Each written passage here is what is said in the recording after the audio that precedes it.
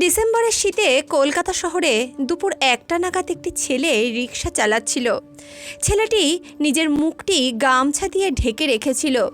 শীতকালের দুপুর, রোদ বেশ ভালোই লাগছিল।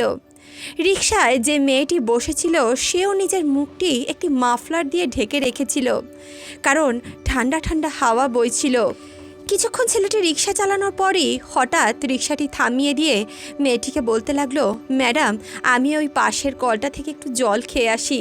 আসলে আমার খুব জল পিপাসা পেয়েছে, সকাল থেকে এখনও কিছু খাইনি, তো আপনি একটুখানি বসুন, আমি বেশি দূরে যাব না, এই কাছের কলটা থেকেই জল খেয়ে আসবো। তখনই মেয়েটা বলতে লাগলো, আচ্ছা ঠিক আছে, আপনি যান, আমি এখানেই বসছি। কিছুক্ষণ পর ছেলেটি ওই কলটির কাছে গিয়ে যখনই জল খাওয়ার জন্য নিজের মুখের গামছাটা সরালো, তখন মেয়েটা ছেলেটির মুখটি দেখে হতবাক হয়ে গেল। হঠাৎ করে মেয়েটার চোখের কোণায় জল চলে আসলো।